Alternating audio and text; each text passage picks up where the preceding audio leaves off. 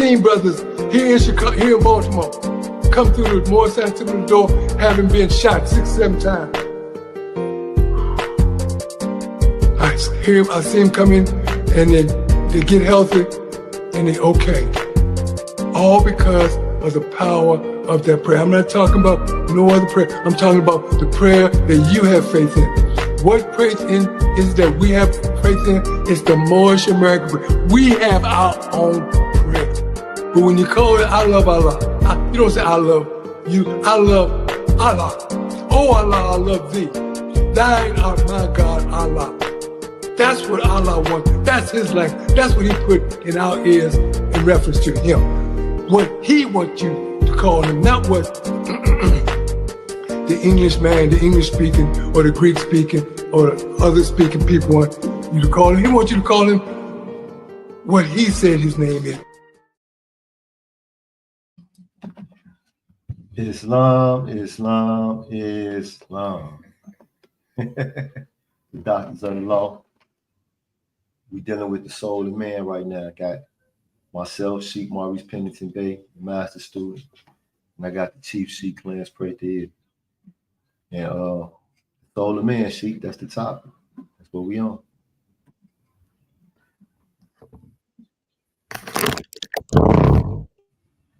Say it again, Sheik. One more time, please. I say we on the soul. We on the soul. I say it's the soul of man. That's the topic. That's what we talking about. Soul of man. So let's get right to it. Praise the Lord, praise the Almighty God of laws. Sending on to our last true and divine prophet. With that said, what we like to do, go inwardly on the count of one and pray to Almighty God of Allah. Pray the Moorish American prayer. Recognize Allah, recognize His prophet, recognize all that He wants to mean to us. All this prayer on the count of one, for which is the Moorish American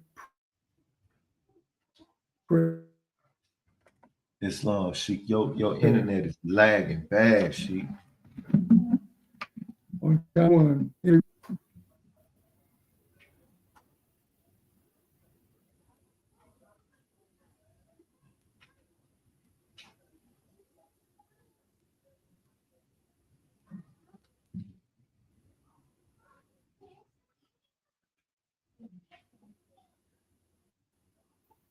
Well, I have to pray the Moorish American prayer.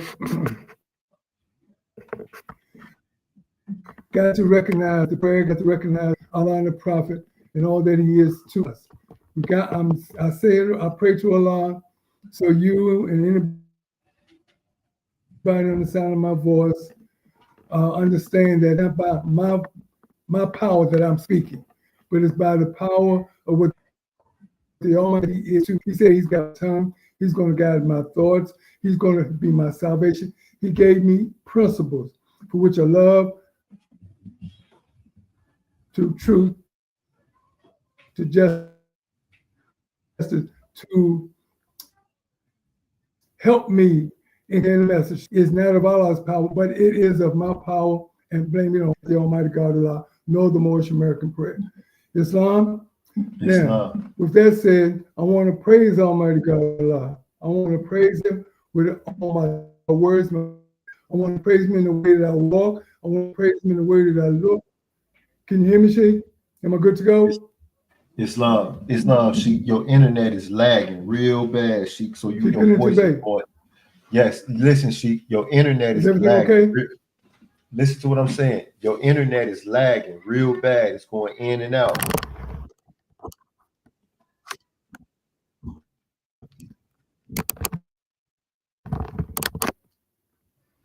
Okay, so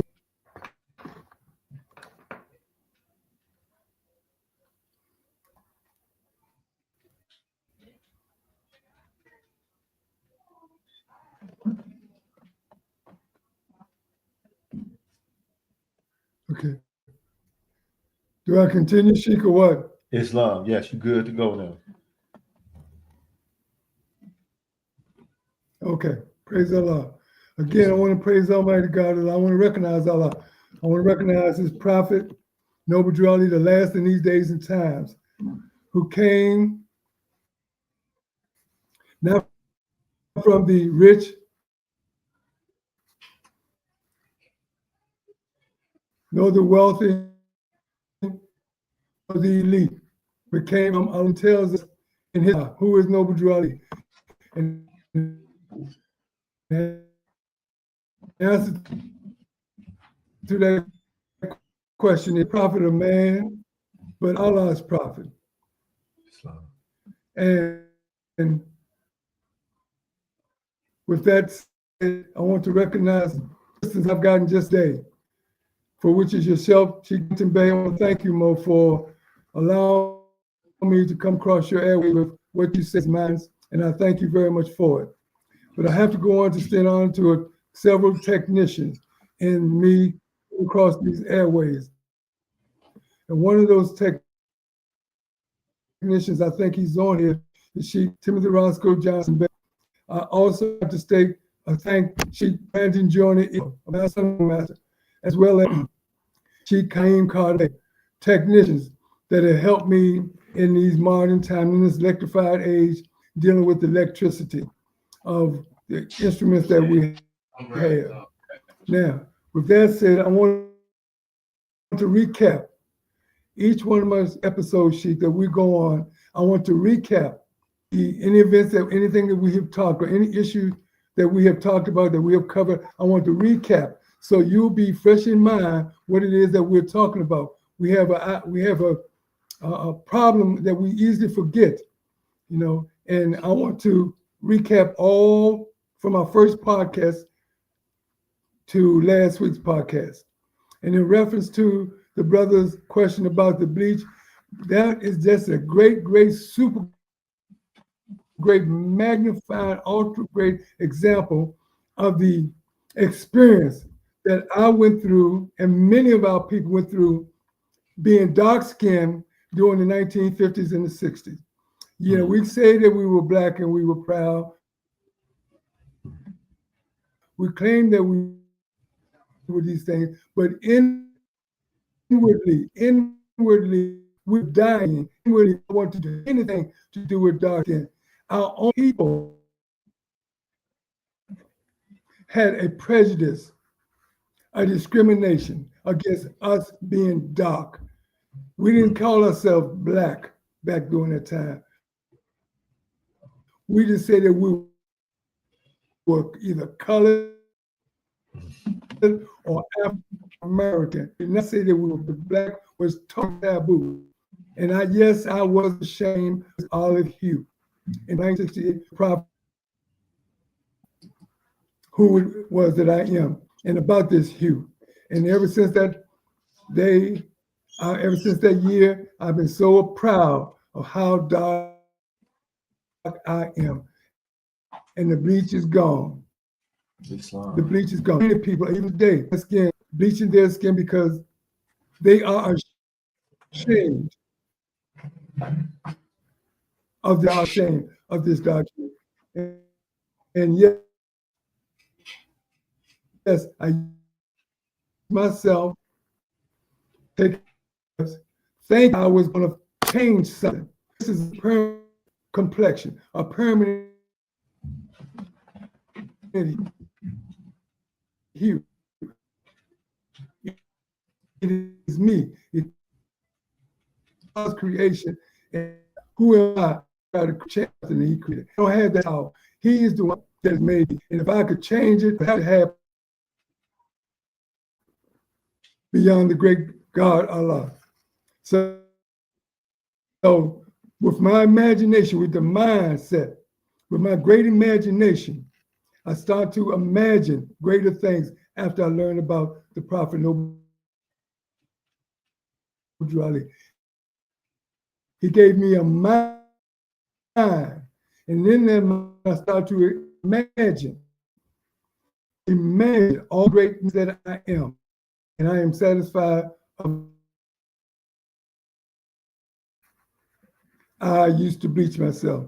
It's not so much for you to understand it, just go through what we went through in the 50s and the 60s and the 65. And after 1965, during the 70s, or we were even worse.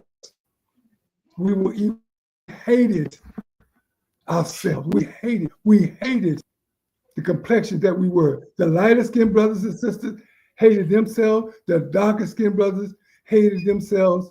We literally hated ourselves. And we all tried to make a change according to the indoctrination and the programming of the European philosophy. So, but I'm not ashamed that just using it as experience, telling you that thankful.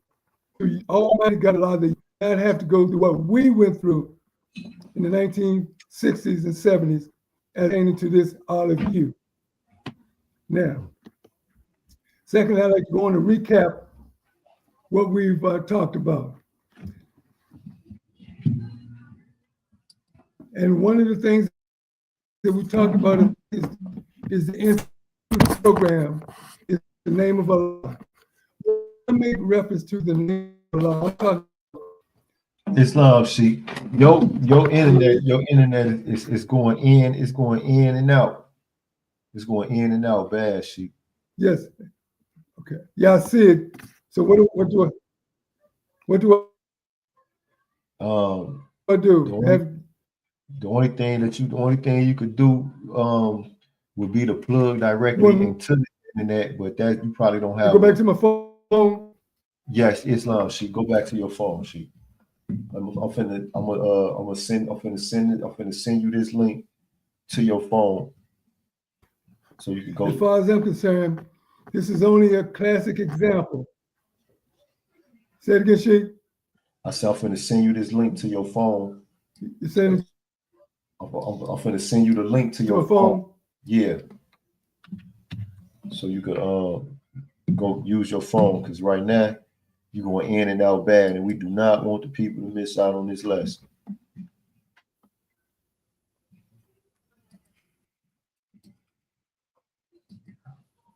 I know my little cousin, Kenyatta Kia, has been paying very close attention to each one of these podcasts. And I do not want her to miss out on any of this. I said my little cousin has been paying. Hold on, Sheik. I'm finna send you this. I'm finna send you this link to your phone so you get on your phone, because your computer is. I'm finna send you the link to your phone. There we go. I sent it to your phone, Sheik.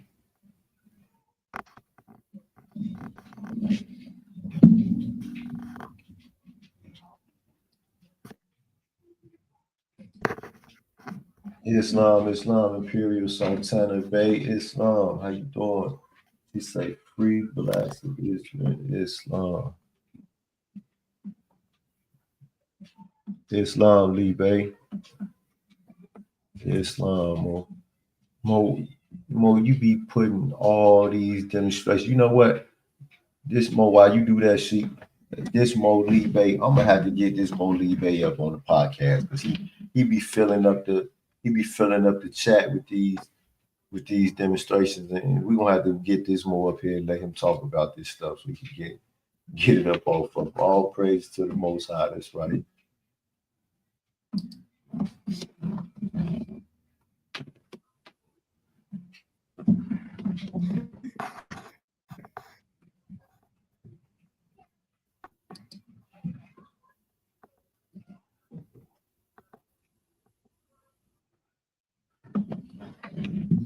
Islam.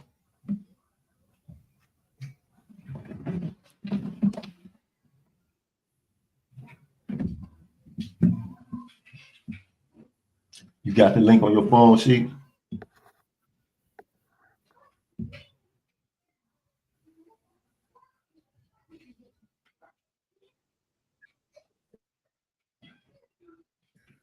Gonna come through my messages. No, I texted straight to your phone number. Just check your regular text messages.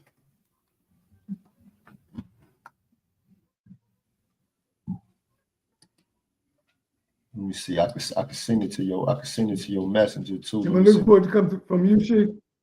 Yes, it came from me.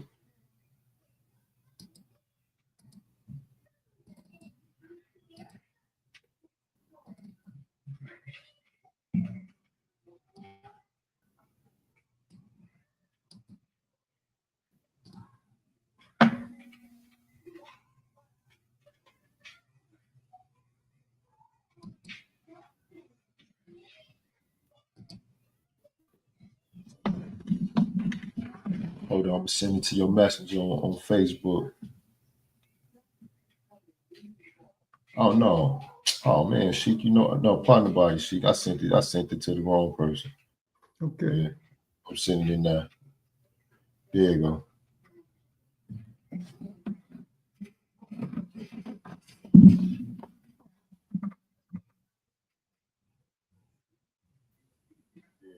All right, I sent it to you now.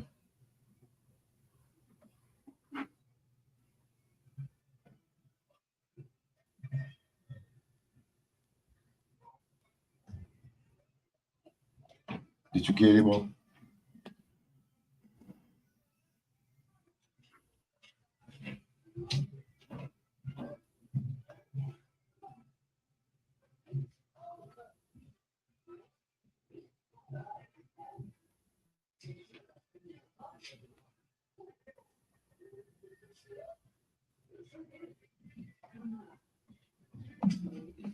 Is me, Sheik? Yeah, did you get it? I have live.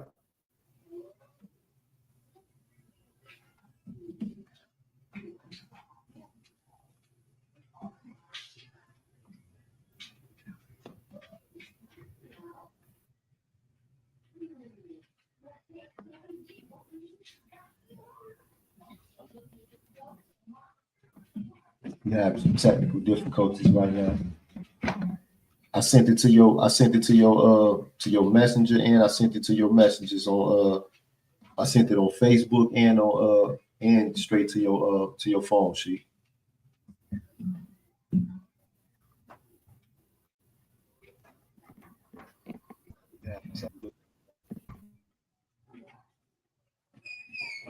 Okay, I have it on. It's on Facebook as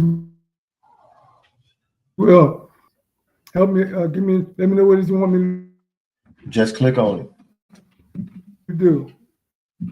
Just click on it. Just click on the link. How you want me to do this? Just click on the link on your Facebook. Just click on the link. I have it on. I don't see. I don't see your Okay, I have you, Sheik. I have you. on your phone.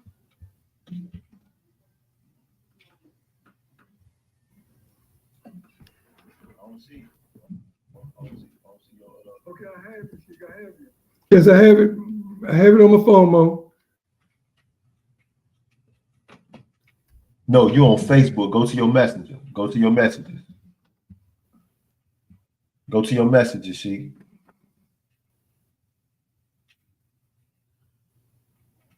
Can you hear me? Yep, right there. Now click on the link right there on your messages.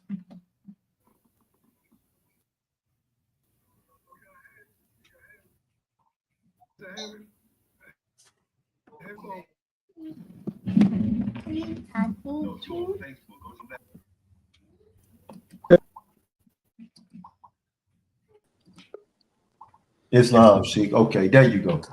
All right, Now, all right, now we cooking. I'm gonna take it off my laptop. Okay, is that right? Yes, I took it off already. Okay. All right, now we cooking. Praise Allah. Well, I want to thank you for your ingenuity. I want to thank you for your skills.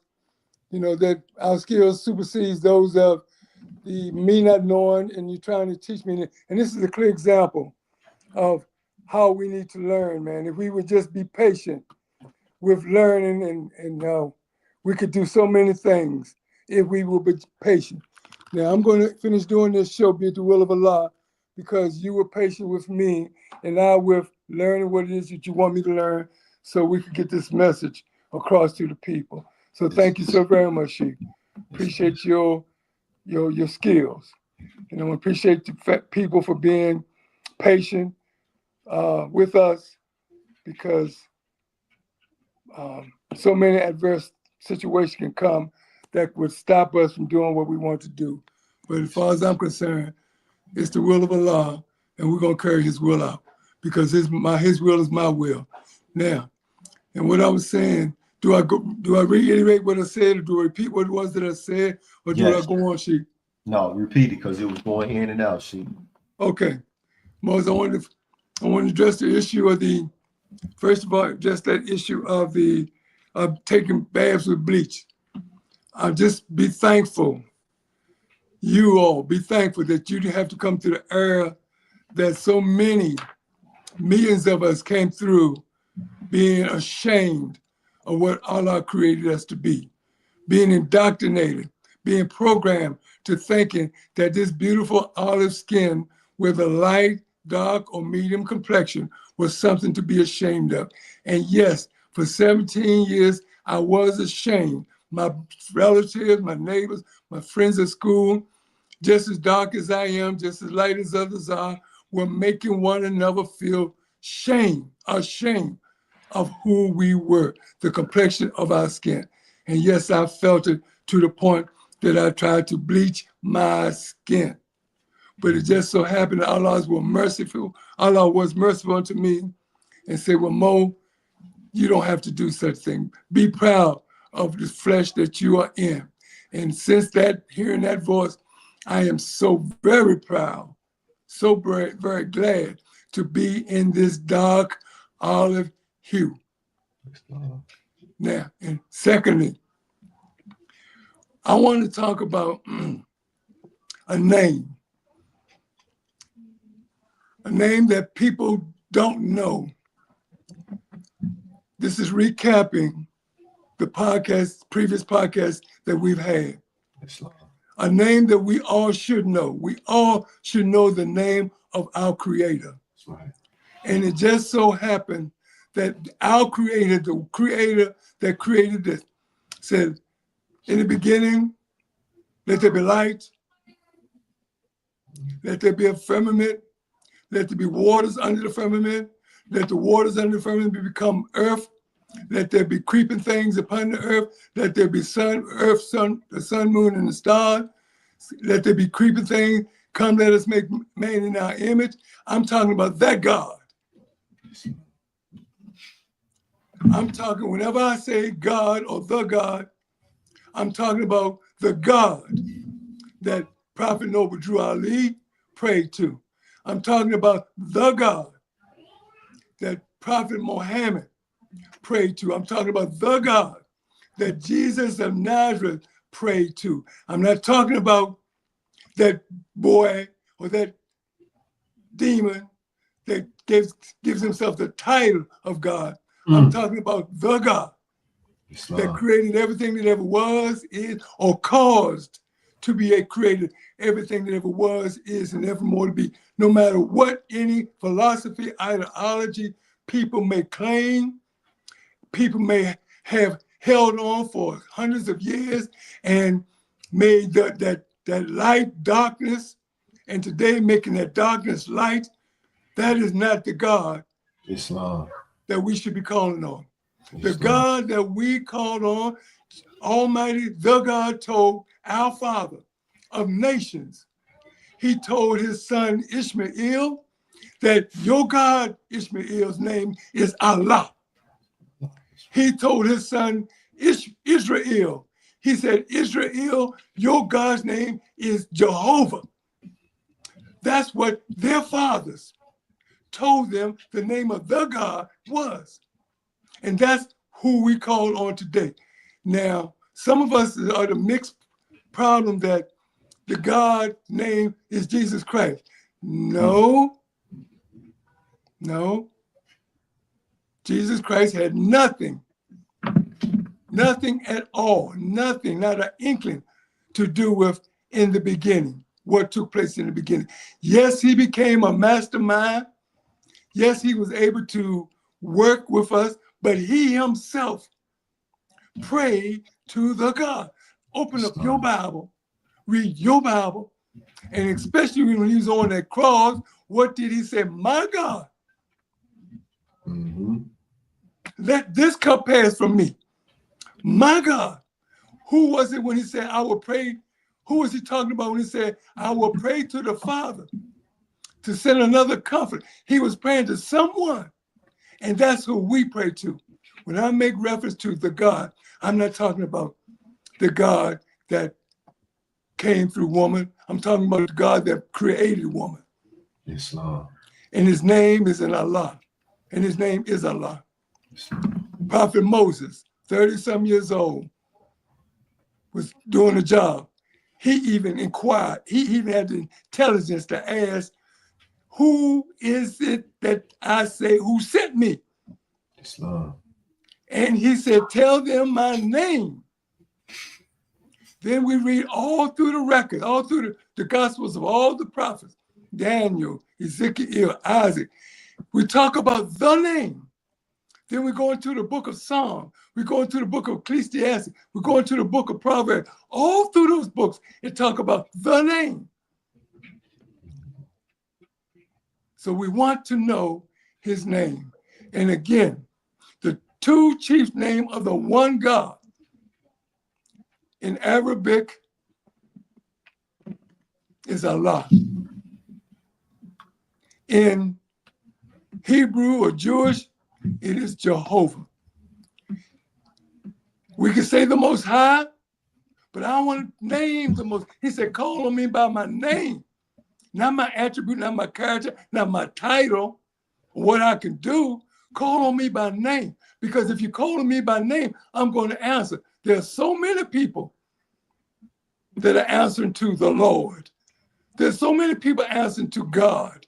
There's so many people that are answering to these names. Call him by name, family, friends, and loved ones. Secondly, I want to talk about the Prophet Noble Drew Ali. It says, who is Noble Drew Ali? Nowhere in his records, nowhere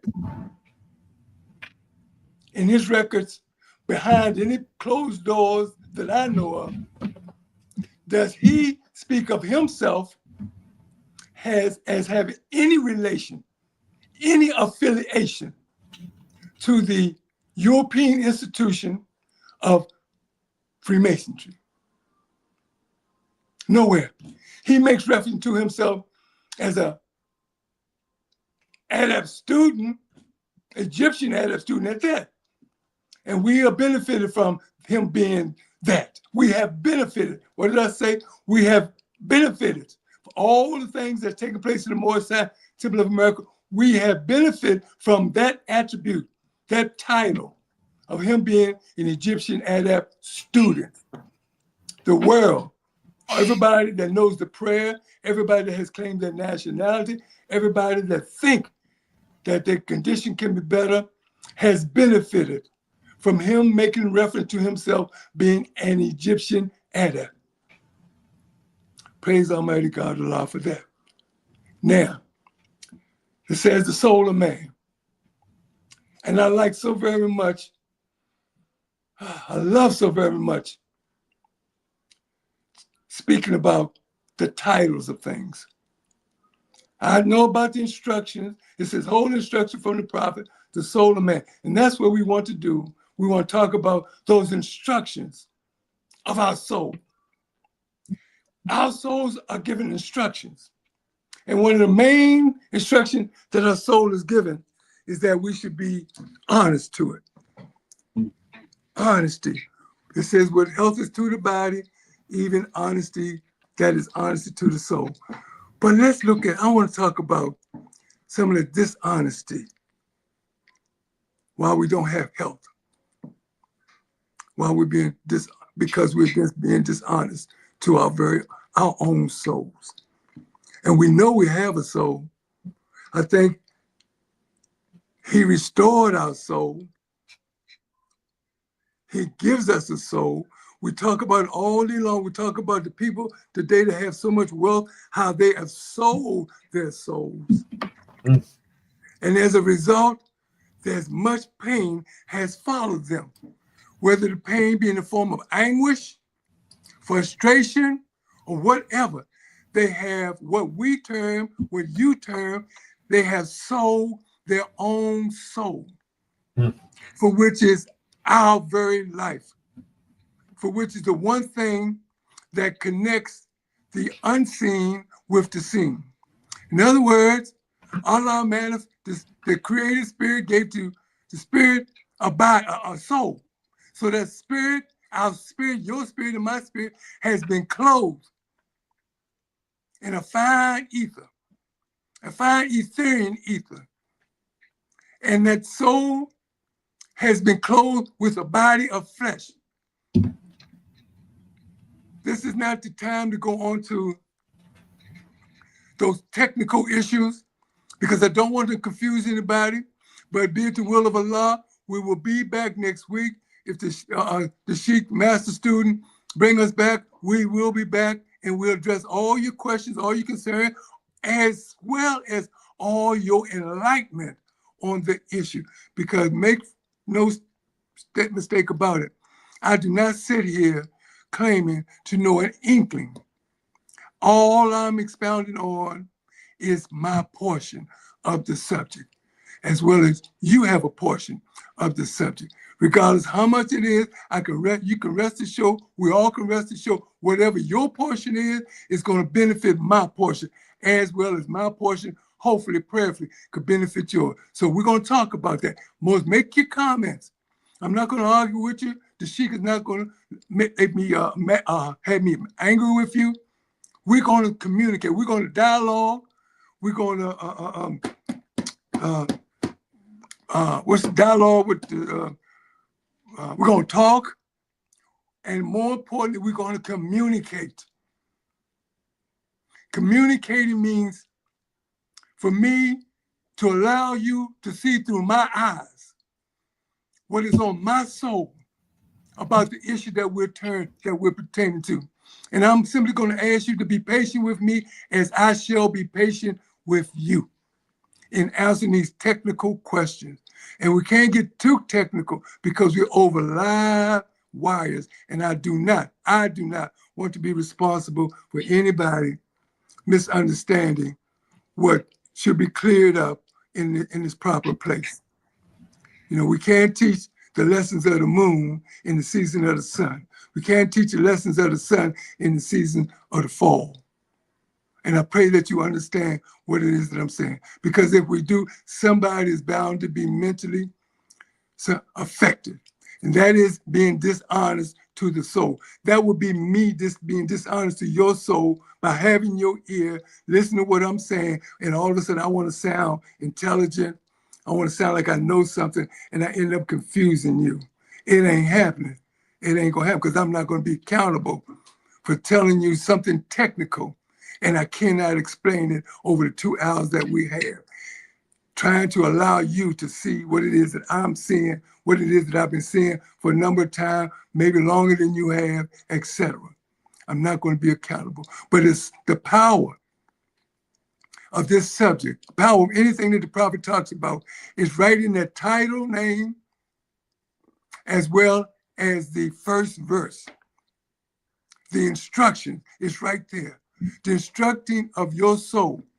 And we're going to stay on that first verse because we need to know how it is that we are dishonest. How we're dishonest to our souls. And I'm going to keep saying it. What health? What health? You want health? You want your body to have health? You and I and all of us have to be honest to the soul. You cannot put, maybe you can, but let me just put it out as an example. You cannot put a round peg in a square hole. You cannot put a square peg in a rectangular hole. You cannot. Something is going to get abused. Something is going to get distorted. something is going to get lost. And this is what we're talking about. When I'm saying they're talking about being technical, you need to understand this is a very technical issue. There are libraries, there are literally libraries written, volumes on just the soul alone, because the ability of it is more numbered than the hairs on our heads. And this is also in the instruction, soul of man. So we need to be careful. Allow me to be careful and talking about healing our souls. Because the soul is the body is the manifest of our souls. So what health, the health that we have is saying that we're honest to our soul. If we allow our soul to do its job, if we allow our soul to be able to express its honesty, its abilities, its faculties, it will, our very soul will restore our health, and it will restore the body's appearance, the body's abilities, and the abilities are so unnumbered. I mean, let me just jump for a moment, but still hold me to the chapter, verse 1 in that chapter, the soul of man. I mean, can you imagine if we are honest, all the things that Jesus was able to do because he was honest with his soul? Wow. He was able to, as an example, for those that believe or don't believe, it's up to you. And again, I don't want to be technical. It's up to you to take it as a legend, a fabrication, however you want to sue. But that's not going to stop it from being the truth to my soul, because I had within me, he said, the soul is made in the image of him who gave it. In the image. And we know what the image of him who gave it, of Allah that gave us the soul, you know what he was able to do? He created all the days. Then he created man. What health is to your body is honesty to your soul.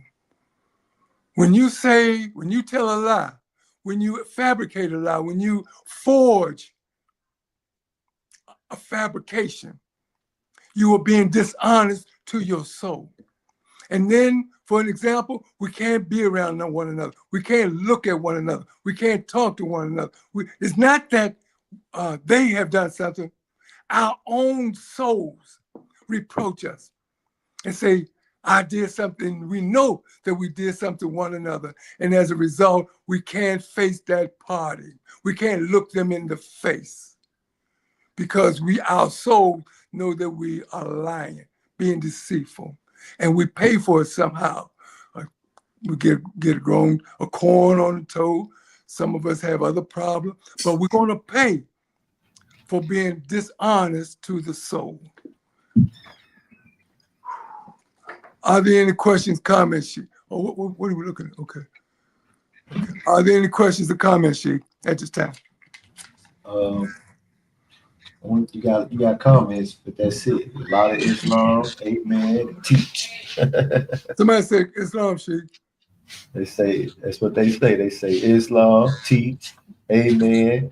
Ain't no questions, though. Praise Allah more. I need you all. I appreciate it. I have no problem with you chiming in, making your comments. And again, we're not going to, anything that you say to me, I'm going to do what you asked me to do. Go and check it out. What I'm asking you to do, what you asked me to do, go check it out. We're going to ask one another to check it out. And next week, we can again go on the subject of the soul of man, verse 1. I don't want to go to verse 2 because that's another story. Verse 3 is still another story. The actions of the soul. Verse 4, I want to stay on verse 1 because that's the one that's mostly affecting our people. Health. That's one that's causing us to lose our minds, our imagination. Mind has to do with imagination. And we lose our mind, we stop imagining, we stop creating, we can't think. We become, please forgive me for saying this, we become zombies. And you see what happened when people stop thinking. People have no imagination. They can't imagine in their own mind that they can get out of the condition that they are in. They can't imagine it. But the Prophet Noble Drew Ali, for example, said that if he could teach us to think, we know that's one of the attributes of the soul. Because we know that the soul has been opaqued. We know that the soul has been indoctrinated. We know that the soul has been programmed to function on stimulants outside of ourselves.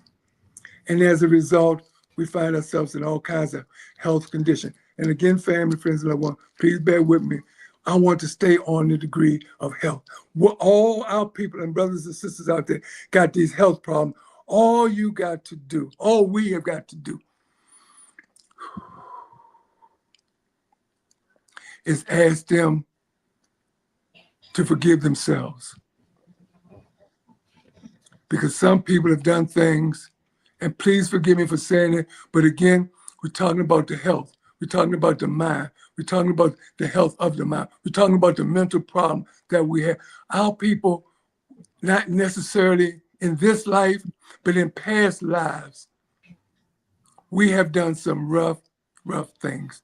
Now, you know the rough thing that you have done in your current life, regardless of what age you are. But you know, we always say, and the Prophet Noble Drew Ali teaches, that man never died.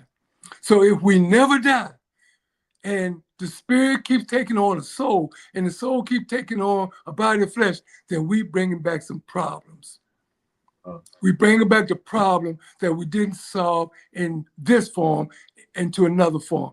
Yes, we come in here in Allah's mercy, little beautiful babies, crying and growing up, loving and everything. And then all of a sudden, it's time to pay that karma.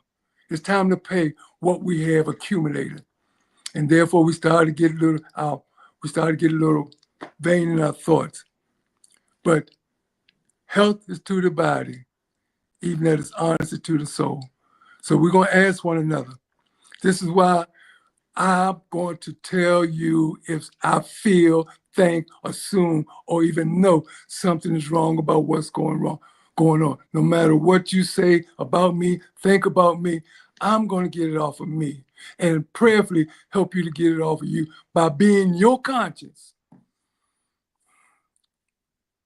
and telling you something's wrong. Because I know if you don't do what's right, we're going to have to pay for it. Something is going to say, Mo, you shouldn't have picked up that $5. You shouldn't have thought like that about that sister or that brother. You shouldn't have took that money. You shouldn't do these things. Something's going to tell you, Sheik Clarence, Prather-EL, you shouldn't have did that. It's got a bunion going to grow on my foot. And Mo, I'm not being funny, not trying to be mean or anything. I'm just trying to teach a lesson. Please allow me to simply teach a lesson. We're going to pay for all the wrong. The Prophet Noble Drew Ali teaches that we don't harm, that Islam is a benevolent religion, and it inculcates love, truth, peace, freedom, and justice. And as it inculcates that in our religion, we don't hurt. I think it's in the chapter of religion, in the Moorish literature. Can I read them, please, Mo? Islam. You can read it. I'm in the Moorish literature. Okay, here's right here. What is Islam? I think it's of course, there's the question, but let me just go to the explanation of what is Islam. Islam is a very simple faith. Faith is the assurance of things hoped for, the conviction of things not seen. Our fathers, my father, your father, our spiritual father especially, have done things according to faith that what they were doing is right. It says, it requires man to recognize his duties towards God Allah, his creator, and his fellow creature. It teaches the supreme duty of living at peace with one's surrounding. It is preeminently the religion of peace. The very name Islam means peace. The goal of a man's life, according to Islam, is peace with everything. peace with Allah, and peace with man. And if we don't have that peace, we got chaos. We're being dishonest with our soul. Islam is from the beginning. Peace is from the beginning. There was, when we were created in the story of the Garden of Eden, in the paradise of Allah, there was no discord.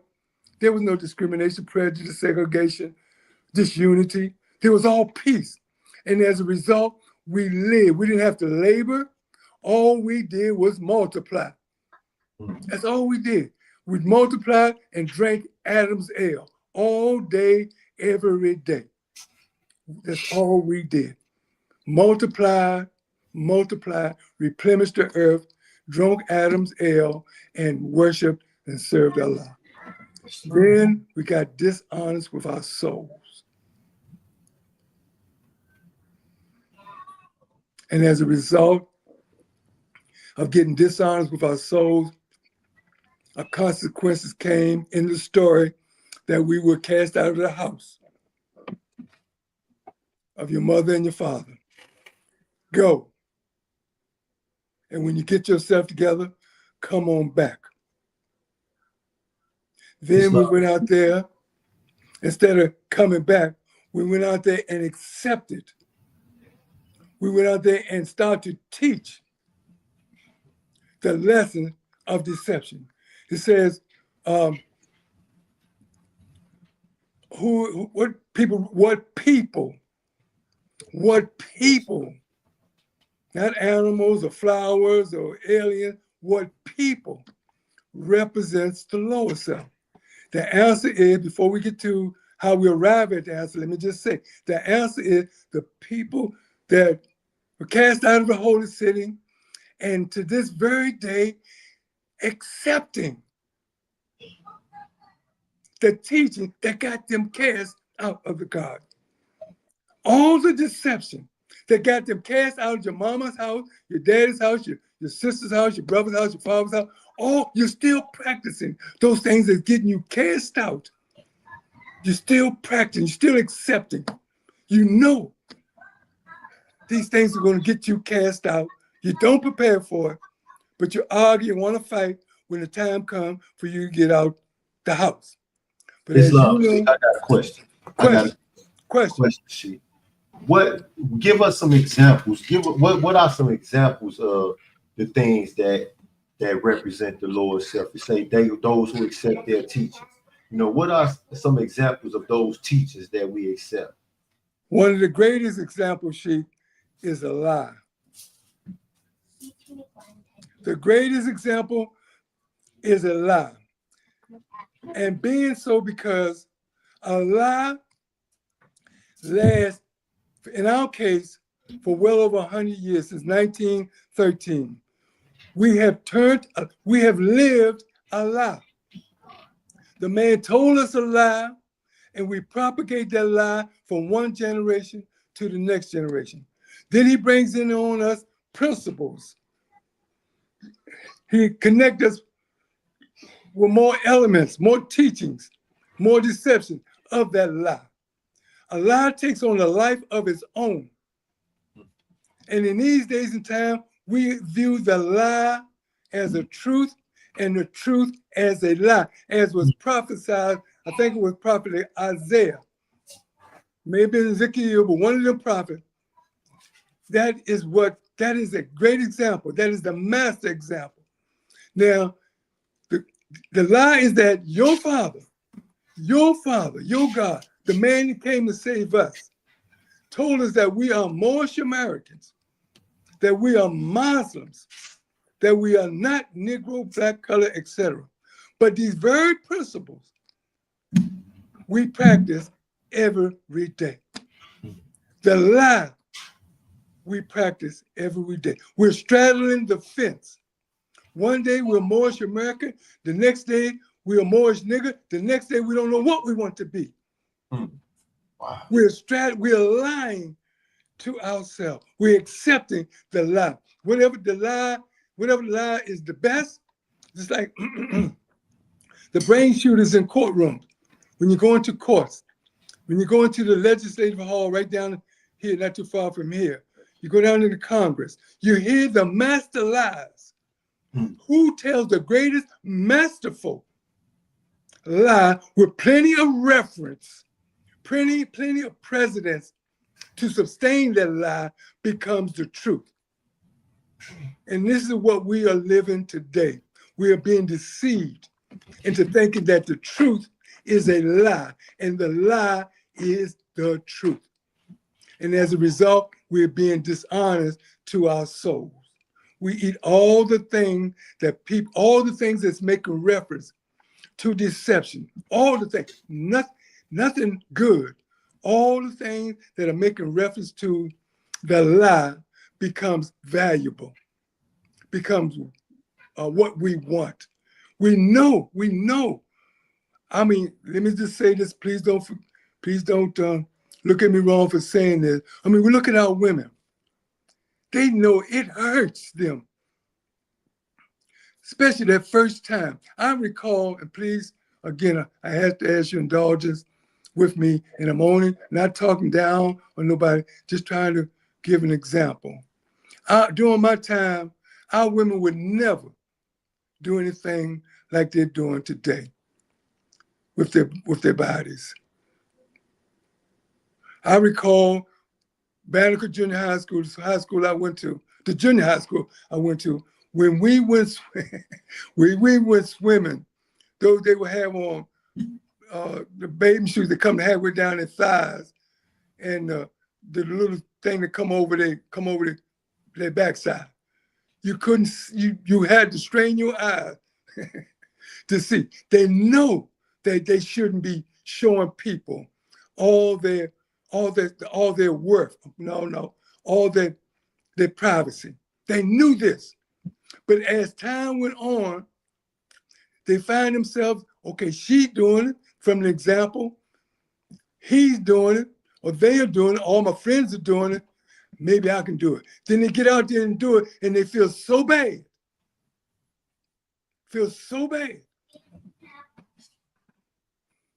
But they can't shake it. And as a result of them not shaking it, they find themselves arguing at onlookers. They find themselves at odds, fighting with people that looking at them the way that they are, and they're fighting with them verbally, mentally. Their beautiful faces become distorted. You can't tell me their soul is telling them that this is not right, that you are lying to your soul. You're not supposed to be doing this. You know, I'm telling you, from you being angry, from your face being distorted, from you being upset with somebody looking at you, observing what you're doing, you are disfiguring your own appearance by what you are doing. So that's one example of people lying to themselves, accepting their teaching. I accept the teachings of my peers.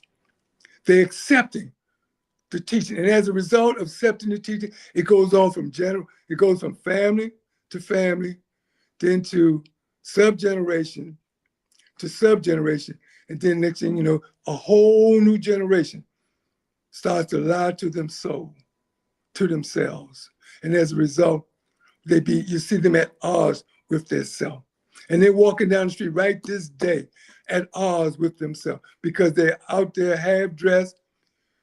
And you look at them, and they just faces become distorted because they're out there looking the way that they look and think nobody's supposed to notice or even comment. And then our brothers, I mean, accepting the teaching, our men. I mean, I'm so very thankful to all the master historians, the researchers that have talked about Black slavery and some of the elements of Black slavery, and especially in regards to our brothers, when he put out the story of the broken buck about this history became public. I'm gonna say maybe 210. You know, people got comfortable enough to bring that issue to light around 210. Before 210, in my estimation, was still we amongst one another, buck breaking. But even when it became phenomenal, even when it came public, telling our brothers that what the slave master used that for, in regard, they still go around with their garments, pants below their backside. They have accepted it to the point that it bothers them. They can't walk. Now looking at this sheet, with their pants down the way that they cannot walk, they definitely cannot run. And then if you comment, they're ready to go into a rage and become offensive to what you're saying, to what you're trying to correct them about. This is just an example of them accepting a teaching that's not beneficial to them. Then there's so many. I'm going to even make reference to the legend, the mythology of Santa Claus, how they accepted this, that this is this man, that this European, now, I mean, they accepted a lie. This man that we got, you and I, well, maybe not you, but I got it, when this man had reindeers with a great big old bag, flying around. We living in apartments, but he's flying around, bringing us gifts. Say it again, Sheik? He diving down chimneys with a bag full of goodies, huh? Yeah, but we didn't have no chimney. So I know, but he's supposed to come in through the chimney. He got cars and houses and all types of stuff in that bag.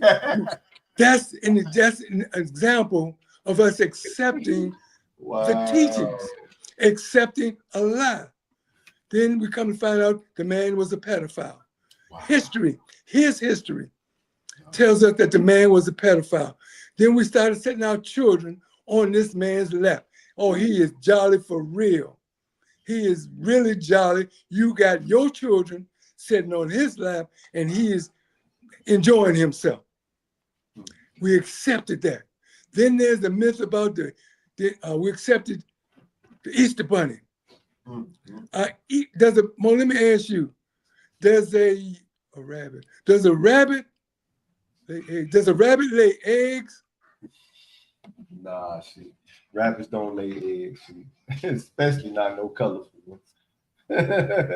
Wow. Well, maybe tell me this, Sheik. Yeah. What happened to Jesus? How did somehow we get to celebrate and dress? Not me, but how did people get to celebrate? Those that accepted these teachings, how did they get to make reference to Santa Claus and not Jesus when it's supposed to be his birthday? Islam. How did that happen? Islam. We accepted those teachings, Mo. We accept them to 2025. Though in 1966, we tried to throw them off when we accepted Kwanzaa. Mm-hmm. We tried to get rid of it, that myth, that cult. But somehow or another, it's fading away today. I recall just past December, I looked very closely into the Christian world, very closely. And I didn't see a whole lot of Kwanzaa. They still got Christmas going. They still got a tad bit amongst the I have to say the high class. They still got Kwanzaa. They tapping into it, but it's not as much as they were in 66 when it first came out. I think it was 66, 76, 86, or they were going strong. But I want to say something, Sheik. I want to say something. Hold on 1 second. Shiloh. Come here, baby. Come on, bring on him, Mo. Come here. I want the people to understand what you're getting at. Come here, baby. Come here. This is my grandbaby, Shiloh. Hi, beautiful Shiloh. Say Islam to the people, baby. She here with me. Say Islam. Islam. Okay. Thank you. What they doing, Sheik, is they are using these ones against us. You know how many Moorish Americans over the years that I've seen, enter into this Moorish Science Temple of America, but they want to hold on to those Christian ideals about Christmas and Easter, and they say that they doing these things for them, as if how I'm going to deny them Christmas, how I'm going to deny them Easter. They using these little ones. They using these little ones, Mo.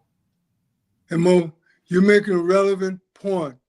Listen to this, Mo, in regards to all of those Moorish Americans. And Moors, again, I'm not slanderous.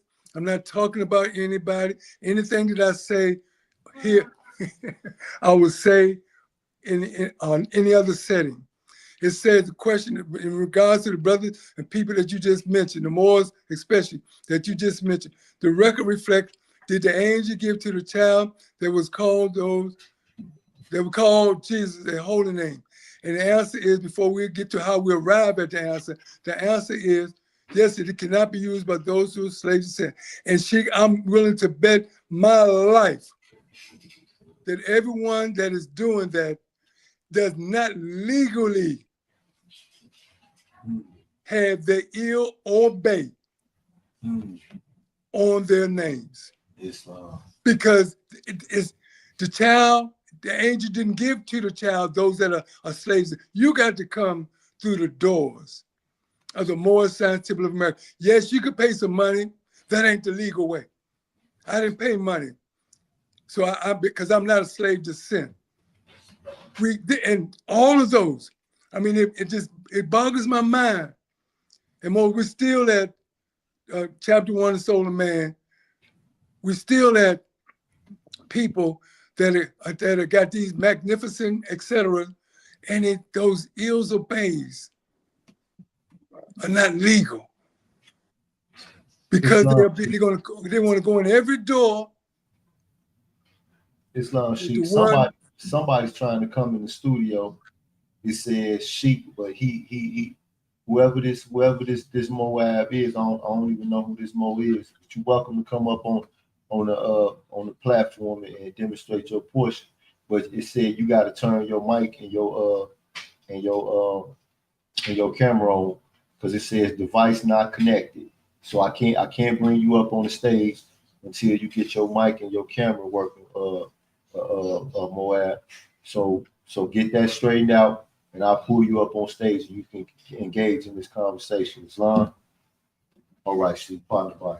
Well, so that's what it means by those who accept their teaching. We are still accepting the teaching. We're trying to come in every door, but through the front door of the Moorish Scientific America into this government. We're trying to come in every way except the right way, Mo. And as a result, the people know. Whether we know it or not, realize it or not, they know. So they are accepting the teachings of coming in the wrong way. They're accepting the teachings of Christmas, Halloween, Easter, what's that holiday in February? Valentine's Day. Valentine's Day. And they accept all of these ways, man. They live according to this, Mo, to the point that they accept these teachings. And these teachings is only keeping them cast out of the holy city, because it's keeping them at controversy, at odds with you and I and others of us on here that are trying to do it the right way. So therefore, they don't find themselves coming in the right way. They find themselves out there solving problems, Mo. We're talking about, I'm being honest to our soul. We have got to, Mo. Mo, if you look at the records, you, me, the brother Sultana Bey was just on it. Most we. That's the Mobites. That's the sister. Sultana Bey. Oh, praise Allah, man. Praise Allah, Islam, Sheikhs. We have given everything, but it says the man spent 40 days and 40 nights in the wilderness. We know many people. You spend a number in the wilderness too. You talk about it all the time. And being out there in the wilderness took everything that you had. Everything. So Allah could give you something. And what he has given you is something that cannot change, nor pass away. You don't have that whole person that you were is no more. Because they said Prophet Muhammad, the last drop of what was squares from his body, Mo? Can you know the lesson? Sin. The last drop of black sin was squares from his body. That's right. So he could not go back. I can't go back. You can't go back. Because we gave up everything that we had in order to do what it is that we're doing. We said, will we give our life in will and sacrifice for these stubborn, stiff-necked people? Yes, we will. Because Allah is the planner of everything that's going to go by. And all he asks you and I to do is be honest with our soul. So as we walk through the valley of the shadow of death, we won't draw a negativity to us that would eventually harm us, that will eventually make us pay a karma. And the greatest way, the moment I used to teach, the greatest way that we could teach, and even the Quran and the what's the books called that the Prophet Muhammad wrote, the Hadith. How we pay up our sin is to teach Islam. I think we read it earlier. To teach Islam, to restore our soul, because this is my soul. I have nothing else more. You can rest assured. If you see me in a real bad condition, you can rest assured that I've gone against my soul, because I'm sitting here right now and I feel good. But if I had done something wrong, man, what's the first thing I said? I got a headache. I got this aching. I got that ache. I'm thinking I'm doing something wrong to my soul. Each time, so I make it a point every day to try to stay healthy, mentally, morally, physically, religiously. I try to stay healthy. I know I don't try, I do. Every day. Because I know the consequences of my soul reproaching me. Telling me that Sheik Clarence Prather-EL, you shouldn't have, you didn't, now you got to pay. What health is to the body, listen to me, family, friends, and loved ones. We got problems. What health is to the body. What is health to the body? Health to the body is cayenne pepper for you sisters. Please let me say this.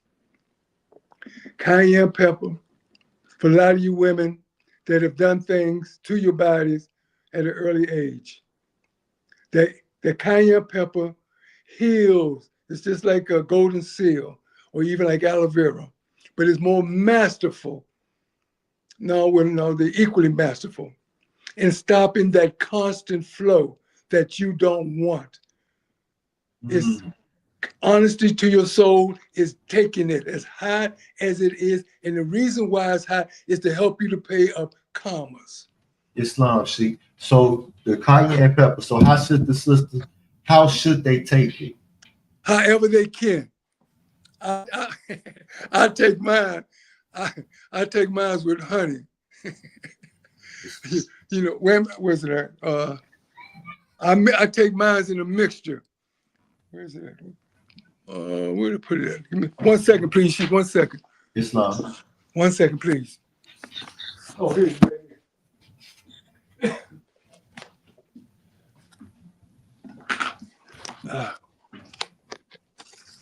Now, regardless of how this look, wait a minute. Okay, there it is. Can you see that, Sheik? Hold on. Let me move this. Let me move move this off. So I'm gonna make it so it can be bigger. I can't show it, man. Okay, there you go. Okay. This right here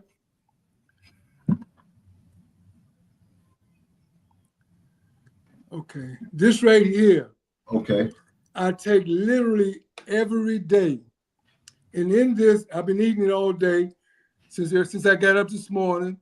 Been eating it all day. And in there is honey, spirulina, golden seal, black seed, cayenne, every day. This is honesty to my soul, to heal my body. What health is to the body, this is the honesty to my soul, that I'm taking this as opposed to medication. And cayenne pepper, take it as however you can get it in you. Get it in you. Cayenne pepper. It heals, it stops those unwanted flows that women are used to having. And with other things that you can take, that's being honest. That's going to heal your soul. That's the health of your body. Your soul recognizes it and it responds to it. The health of the body. What health is to the body. Then there's, I'll talk just a moment about the dishonesty. Honesty to the body. The foods we eat.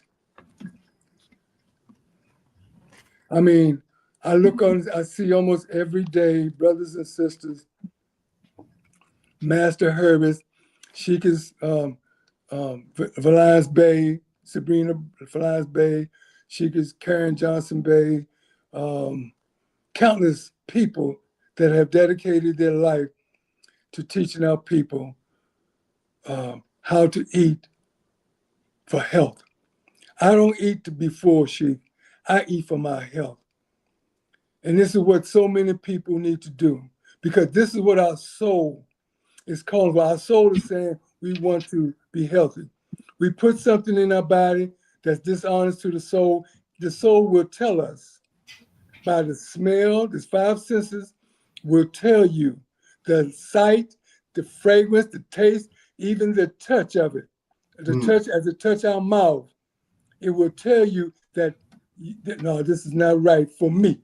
It's not for this, the manifestation of your soul. This what you're eating is not right, but we won't listen. Islam, Sheik. You know what you just made me think?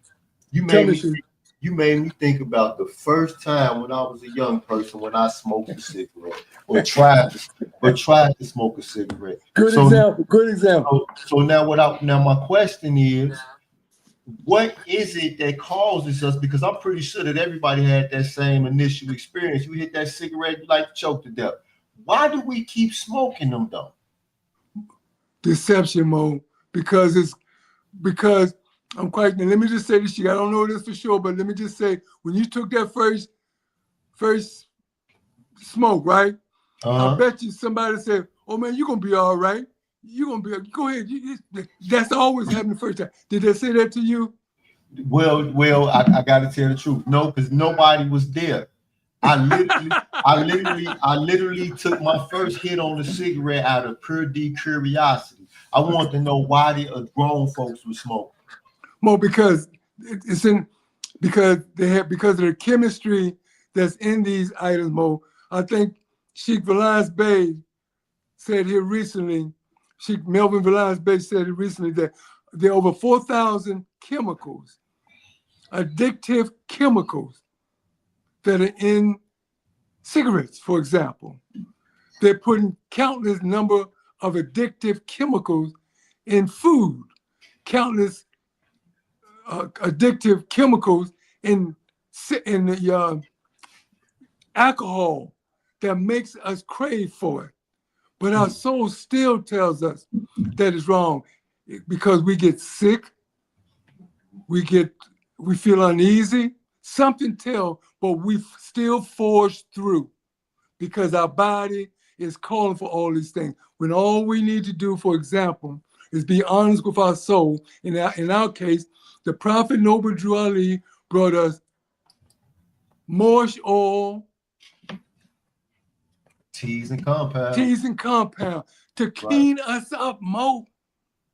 Right. To clean us up, to literally rinse our blood of these chemicals that we keep yearning for. But what do we do? We go to the gas station, get a medication. We go here, get a medication. Somebody over here got a health sounding something, we'll buy that, thinking that when we all have to do, we'll buy Korean ginseng, we'll buy Japanese drink, we'll buy Jamaican. And I'm not talking about these people. I'm not talking about the herb. I'm just talking about what's good for us. The Prophet Noble Drew knows without a doubt what is good for us. He brought us, I think you said, or we said early in the show, somebody said, or maybe I might be at another meeting, that the Prophet brought us everything that we need. He brought us all that we need to cleanse our soul, because he knew if he didn't clean our blood, we were not going to hear him. You know, he cleansed our blood of swine, alcohol, smoking, drugs, all of these things. All we have to do is just resort to them, trust in them, try them, and keep trying them. It's not going to may not work the first time, second time, third time, but you keep trying, because again, Allah, the lessons, the things that he have, never forsakes a struggling soul. Your soul might need 3, 4, 5 times to go through that to cleanse itself. But if you do, rest assured, your soul is going to rinse out your body, rinse that poison out of your body. So okay. So Sheik, you say you got golden seal, black seed, or I want the people to know so they can go and get this healing. I want to know. And you say and cayenne pepper. All right. Mo, Sheik, yes, Mo. Any of those vegetables, Mo, any of them, all of them, as a matter of fact, oregano, parsley, thyme, garlic, ginger, turmeric, cumin, mix all of that stuff up. Go on the side, go on, put all of those before you. We're talking about the honesty to the soul. Put all of those herbs or whatever tea, put all of that before you. Go on to Facebook. You know what your problem is. You know that you got a whatever your problem is, you know. Praise Allah. You know what your problem is. You know what your problem is. Go on to Facebook and read 2 or 3 explanations of cayenne pepper, or experiences, or people that trials, people that tried it. Read. So you put that in your bowl because you like what others are saying, what they're recommending to you. You take a teaspoon of that, then you read on. Okay, let's say I got what do you call that problem? People get scratching. What do you call it? The skin problem. Eczema. Eczema. Yeah. Okay, so then you go on. You look at what aloe, not oh my goodness, more. Yeah, aloe. Aloe, but I want to get black seed. I'm not. Okay, black seed. No, golden seal. Golden seal. It's not. Golden seal. You read, get 3 definitions, 3 meaning, 3 experiences of people that use golden seal, and you try. You put a spoonful of that in your bowl, and do the same thing with the others, and then you stir it up. I put honey to mask the cayenne pepper in my Osmo, and that's why I can eat it all day long, because I can't eat that cayenne pepper straight out, because some of it is very, very potent. And more as a result, your body is going to be healthy because you're being honest to your soul. And your soul is going to let you know by when you go to bed at night, you're going to sleep well. When you get up in the morning, you ain't going to be mad, angry. You might, in my case, be a little stiff because I'm under air conditioning. My wife has air conditioning on. And as a result, I may be a little stiff, but a little stiff. Because once I get out and stretch, I'm gone. I'm gone. All because I'm being honest with my soul. And this is what we all have to do.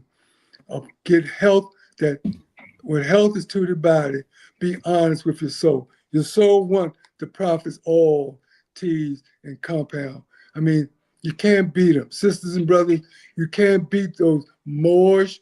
It says right on the box, Moorish compound, Moorish oil, Moorish tea, and cleanser. It says right on the box. When you read ingredients, read those ingredients. And it tells you, first thing it says, Moors, people that have faith in them being Moorish, people that have faith in what the prophet has brought them. I don't use Korean ginseng. I don't use Japanese this or Jamaican that, or I may use it. I may, but I'm going to use mine first.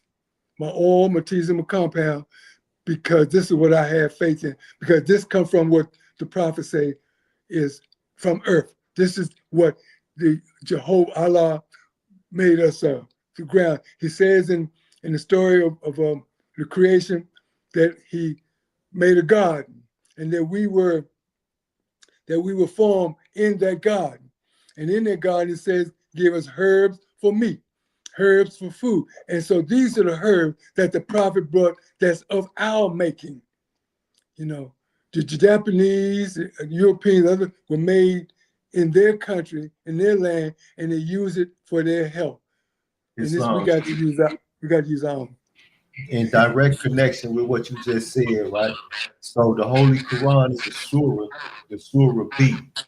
And it says that the bee eats all the fruit of the earth and produces from its belly an elixir of healing for man, right? Wow. So this book right here, this is the book, I read this book right here, and it says that those who followed the Prophet Muhammad during his time, they would eat honey because the honey was the honey was good for their memory. You know, so they would eat honey, and you know that was the Prophet's favorite food was honey. It's in the Quran. It's in the Quran. Well, can you hold that book up? Can you hold that book up, please? A little closer. It's called Islamic Medicine, Sheik. Wow. Wow. Okay. This is my son's second favorite book right here. Wow. Sheik Pennington Bey. This is his second favorite book right here. He read this book so many times.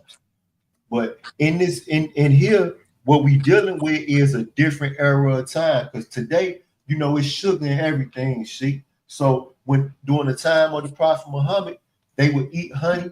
That was like all the natural sugar and the fruits that they ate from the dates and the other fruits that they ate. That was their only source of sugar. All right. So can we talk about how our people can move towards these natural sources of sugar, but we got to remind them of the discipline involved in staying away from the artificial sugar now too, Sheik. Well, the greatest is a bad demonstration. The greatest lesson that we can teach our people in that regard is simply tell them to be honest to this. So they know, well, these people out here know that sugar, meats, all this, they know that it's bad for them. And I mean, I went to a funeral not too long ago, and I pulled out their Bible. When I came up to speak, I pulled out the Bible, and I made reference to everything that we should eat, everything that's unclean. They need to know. I simply told them, and I think Sheik Alexander Prather-EL, I think he recorded it for me. I'll check with him. I simply told them, that you want health, you got to cleanse your soul. Here it is right here. All the unclean foods that you eat is causing you to shorten your lifespan. And this is one of the results of the brother that I was speaking of. So we got to tell people, and I know they got more, because today, everything that the people in the north are eating, we're eating. They're making, I mean, I look on here and I see all the things that these people are eating, man, and they wonder, I mean, they should be able to see. And let me say this, and I don't hate these people. Let me just use them as an example. The Chinese person, for example, well, they are great looking people until they turn about 25 to 30. Mm-hmm. Then all that diet that they've been eating start to draw in on them, started to take its turn. While they're young, they're vigilant, they're vigorous. And it's the same thing with the European. They're vigorous while they're youthful. But as they grow older, it starts to draw on them, deteriorate them. And God help them, Allah help them if they drink alcohol and other things that deplete the body's chemistry. You know. So Sheik, I'm just saying, yeah, we got to teach what we're staying on, that verse 1, what honesty, what health, what is health to the body is being honest with your soul. You know this stuff's gonna give you cancer. And the people that sell it to you, they put it on the packages, they tell you because they don't want to be sued, and you still accept that teaching. You still accept no matter what. Then you make me feel bad. You make your parents and other people, your loved ones, feel bad because you laying up here having enjoyed all that stuff for so many years. Now you're saying laying up here making me feel bad by you suffering. And now you don't want to hear nothing. Or then again, now you want to hear. But you didn't want to hear when you could do something about it. And it be the will of Allah that you on one bed as opposed to the other bed, that the bed that you can get up off of, as opposed to the one that you can't get up off of. Because the one that you get up off of gives you another chance. But the one that you can't get up off, you're gonna have to solve that problem. You're gonna have to go somewhere else and solve that problem. I want to be here, wherever the problem accumulated at, that's where I want to be to solve it. So I won't have to worry about solving that problem if I come back, or when I come back as a child, etc. So this is why I'm staying on that verse 1 more. And I'm keep saying what health is to the body, even as honor to the soul, because I want to draw out all the aspects of health to our soul. What health to the body, being honest to the soul. I want to draw all that out so we can know that. I don't want to go on to give them something else to think about. I want to stay right there. What health is to the body, even as honesty to the soul. Maybe next week or week after, when somebody comment that, or somebody's comment that they understood, they were able to share it, and somebody benefit from it, then we can move on. Then we have reached at least one party. Islam, Sheik, I want to take a read. I want to take a reading from our Holy Bible, right? This is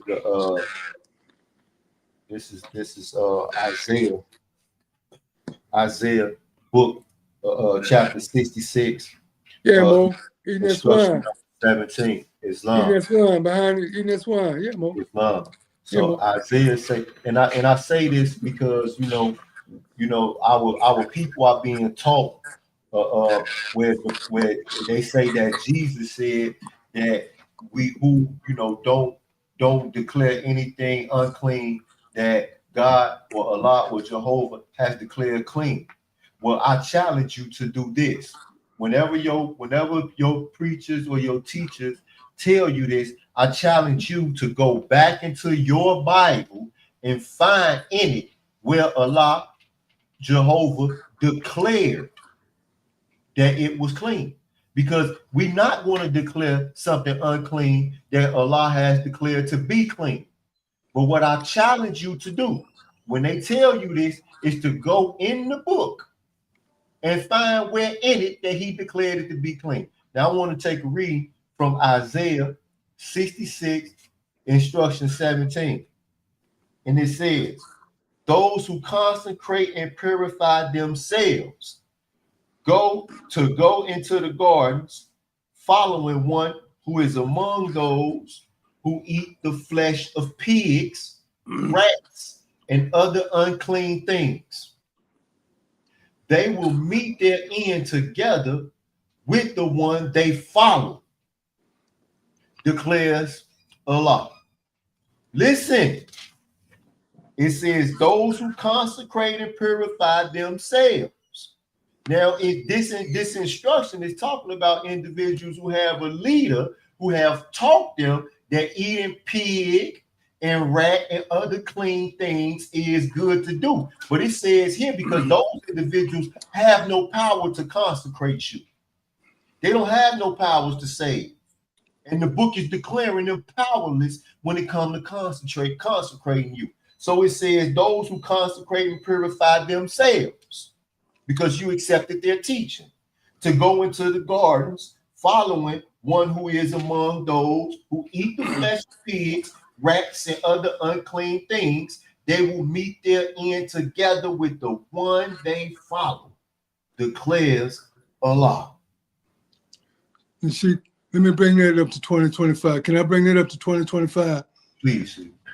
Well, that is telling all the people that these people go to have an examination. And they are examined. They go in their garden and they got to eat that swine.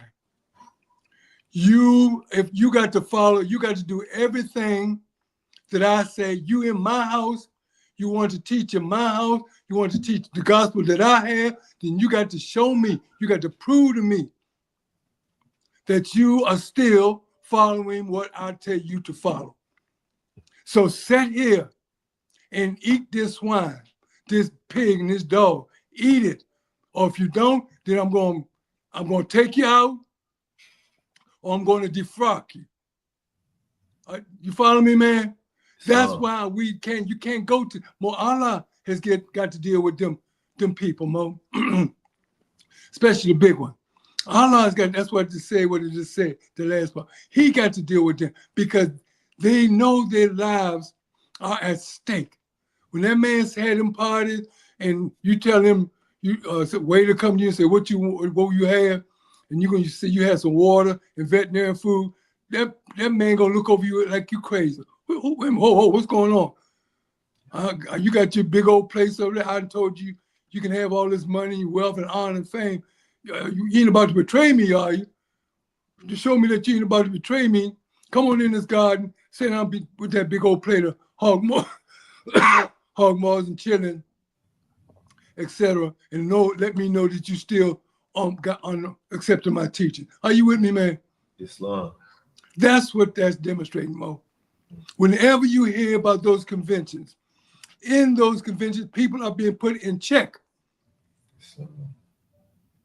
Right to this day, 2025. All you got to do is look in the South, especially Georgia, look in North Carolina, and see them being put in check. That you are still doing what I say do. No matter what your congregation do, you as the leader are going to be still doing this. Or I'm going to think something's wrong, or you got to go from here. That's what that's what it's telling you, Mo.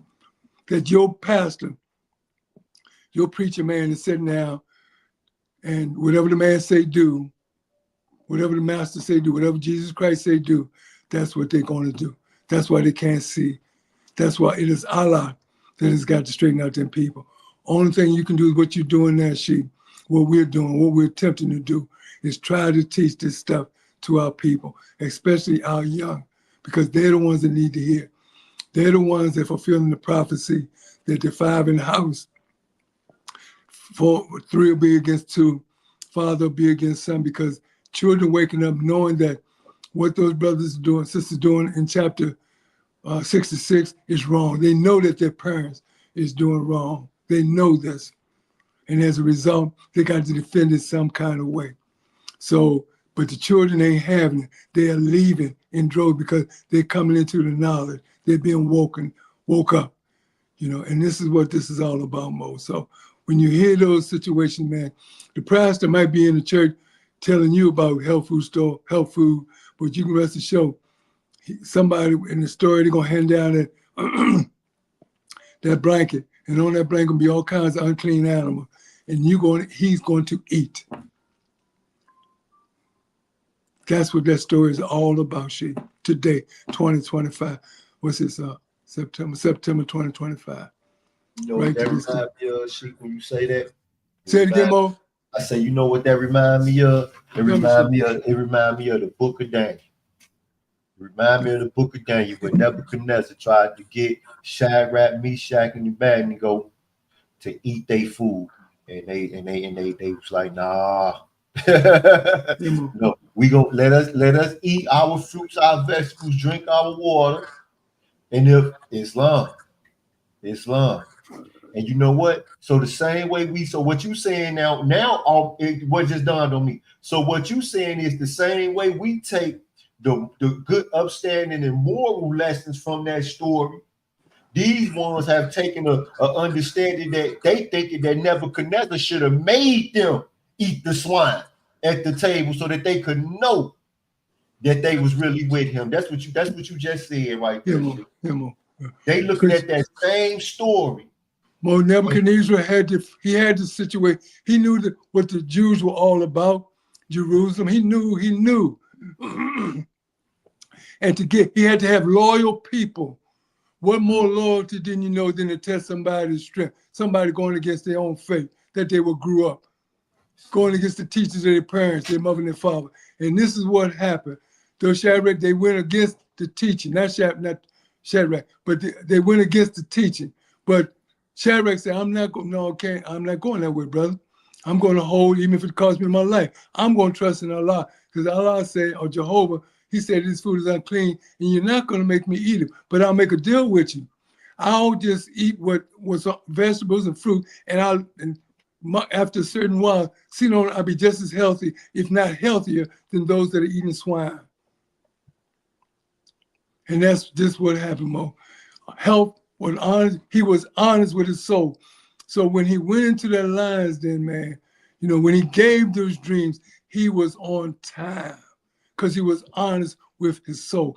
And he was able to subdue, the law said, you have dominion over the birth, everything. You got dominion over the fish, animals, you are their boss. And when he got in the lion den, he put those big old lions were like pets because he was honest to his soul. These are the attributes of the soul, man. Our soul, that if we're in our right state of mind, we're healthy the way we should be. These are the things that we can do. We don't have to have, we could, Mo, I think the records say that, I think it's chapter 1 in the Quran, where we were given dominion over everything, Mo. But we lost our birthright just to gratify our lower selves. And that lower self is us listening to lowly things, listening to our bodies, listening to our parts. A man listening to his below his belt, a woman listening to below her belt. We're listening. We lost our birthright listening to, yielding to, instead of getting strength to go amongst our brothers and our sisters, like that brother did, man. And so when he prevailed, we're here it is, however many thousand years, we're knowing about this brother right today, Mo, because of what he did, the faith that he showed. And this is what we got to do. This is what we got to do. So Sheik, can I put a plug in for something? Islam. In the back reads the Moorish Science Temple of America Annual Convention. Moors, I'm about to put on Facebook probably one day this week. We're going to just, another thing that's taken on is a life of its own is the lie about the Prophet Noble Drew Ali saying that September is when he wanted his annual convention. If we look at the history of October, he didn't want more. It'll be on Facebook this week. And we're going to go back to October. We're going to come to Chicago every October. We're going to go back to where the foundation was laid because October is our birth month. People out here holding fast to birthdays and charter days and authority days, every year the same day. But our birthday, that's for our salvation. Our Feast of the Pasch, our Passover. Somehow or another, we're going to change it from October to September. We're going to go back, Mo. So I'm looking to see you all in Chicago this October. Come on out and let's talk about the Prophet Noble Drew Ali, no matter what, who, when, where, how. And that's that lie that about October being September, Mo, that's changing as well, Mo. And I'm so glad to see it's changing from so many people because they get frivolous things trying to justify October, or the convention being held in September as opposed to October. The poster is right there. And this is how our people used to advertise for the 50s, 60s, and 70s, posters. We didn't have televisions and radios like this. We got posters. And you see there was a master craftsman, a master poster that put this together for the first annual. Annual means the same thing, same date, the same place every year. It was a master that put this together, man. You know, there's other lessons on here, but it was a master. He didn't do it for September. All we have is some fabricated letters talking about September. And a person that not fully trusted by many talking about September. We're going to use a sledgehammer to that more because our salvation is in October. You know, the Jews, when they came out of bondage in October, you don't think they hold their Passover, annual Passover, every October in the Jewish month. The Chinese have right here in America, February, they got the Chinese New Year's. You got the Arabs, their New Year's. None of it changed, Mo. From Saudi Arabia to other countries to America hasn't changed. They're celebrating it over there. Their people are celebrating it over here. But we're going to change what the father, what the founder, what the incorporator, what the establisher, what the organizer of all of what we have. We're going to change what he said from October to September. We're going to put it back more. Just like you mentioned Nebuchadnezzar, and he got Jehovah sent exile, sent him out of Mesopotamia with all the pieces. We're going to go back to October annual convention with everything that we're supposed to have to the solid foundation, because the prophet Noble Drew himself said, "This is our Mecca," and it's in the sacred month of October, and it's every year, not September. Everybody, August, July, they're having all kinds. More it's October, family, friends, and loved ones. Be with the foundation of that. Be in our Mecca. Make that Hajj in October and come in unity. And don't be influenced by Satan, the devil, the great deceiver. You know, and when you see that dragon, that's who you should slay. You know, call on Allah, he'll fly, he'll keep right on flying.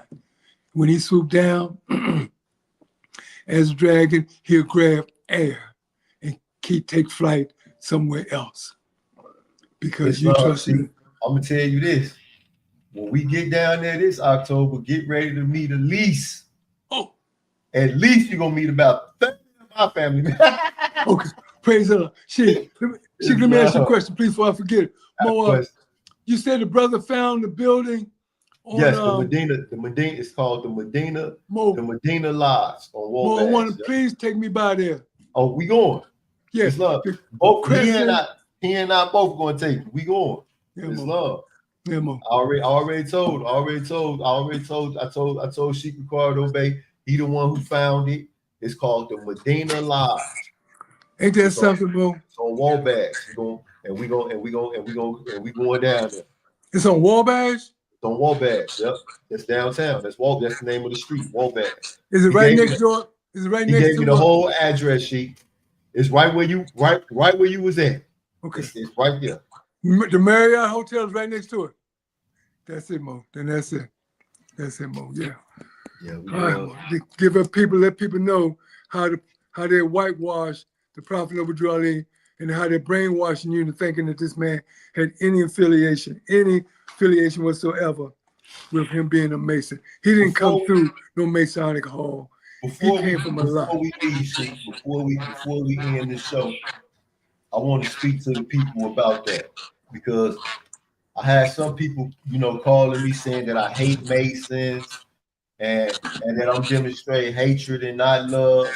And I want to tell all of you Moorish Americans and Asiatics who think that that's what the case is, that your thoughts are wrong.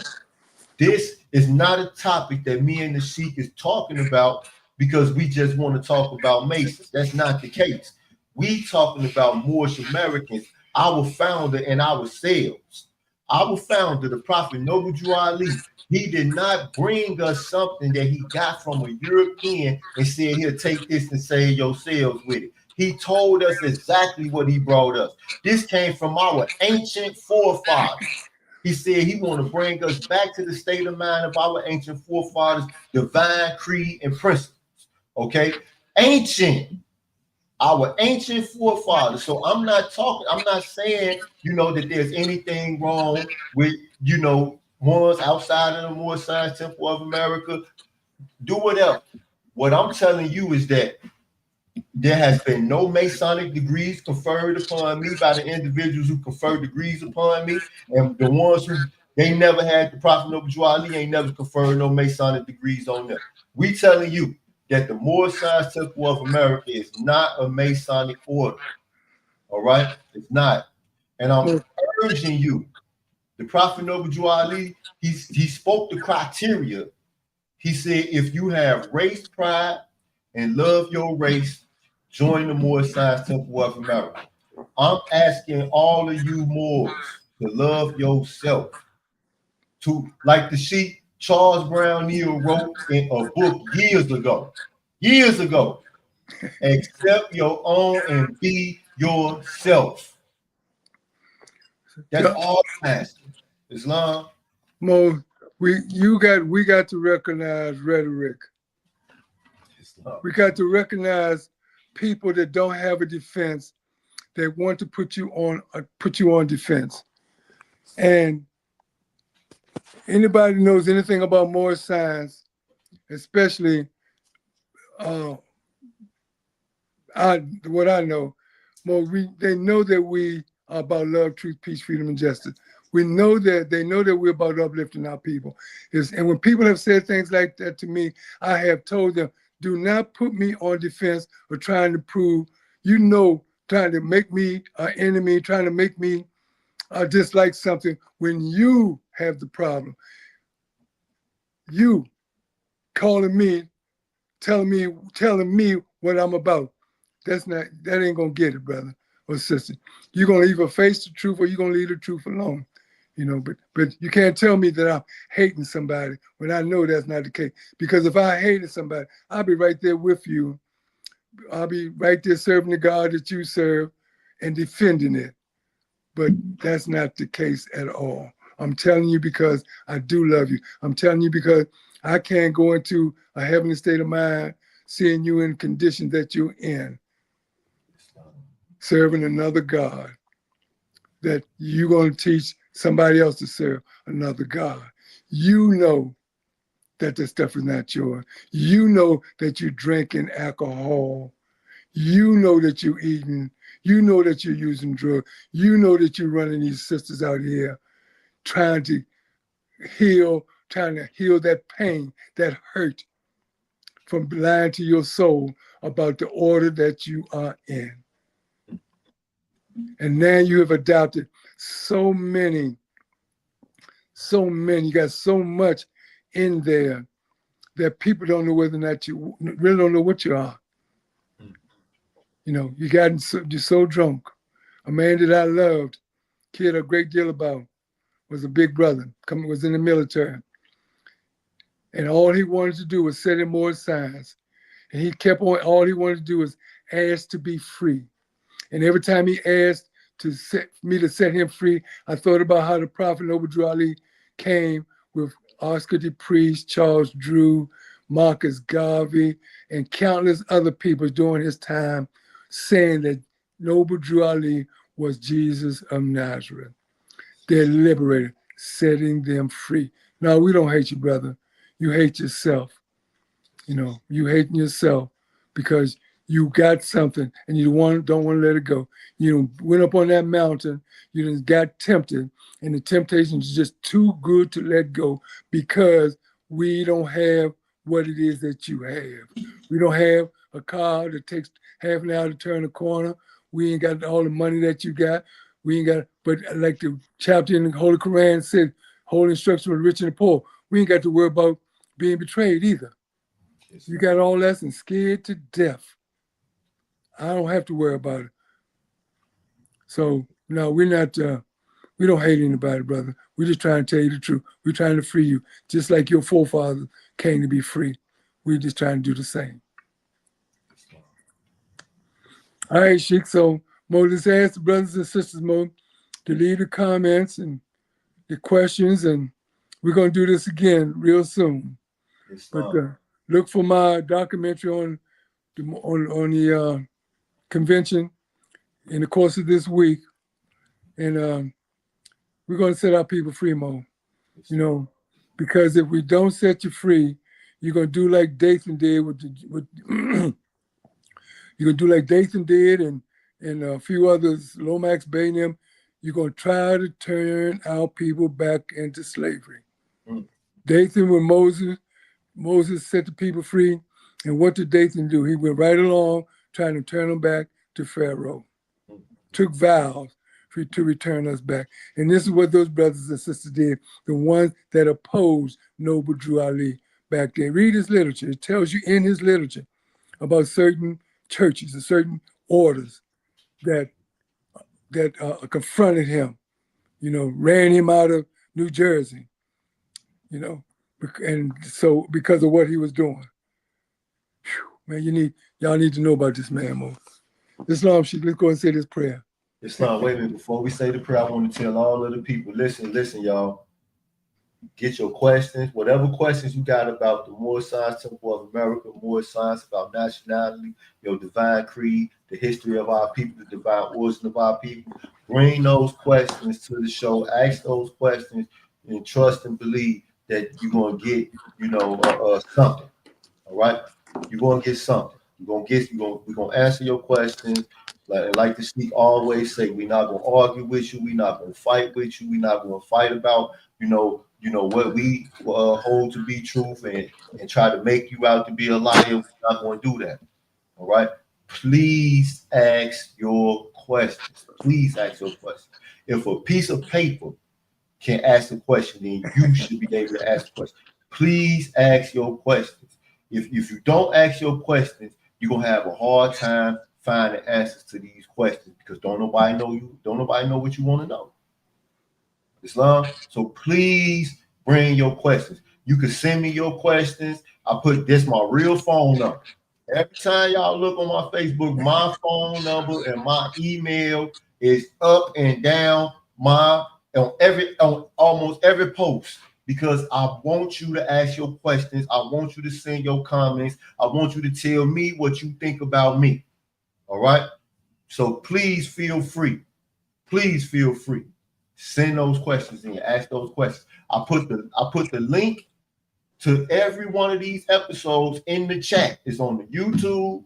It's on the Facebook. If you click on that link, you will pop up in the studio, and I will put you on the stage. And as long as you don't come up here being belligerent and doing nothing disrespectful or nasty, then we're gonna hear you out.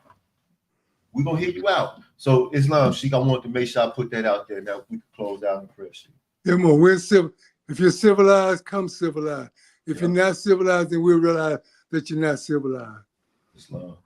Because that's what we knew. That's what we're talking about. Civilization, civil thoughts, civil manners, civil actions is what we're talking about. This is how we can get things done. Islam. All right, she's gonna count on one. I want to thank you all for listening. Thank you, Sheik, very much for the podcast, man. And we'll do it again. I pray Allah will do it again. Be the will of Allah, we'll do it again. On the count of one, we internalize the Moorish American prayer. 3, 2, 1.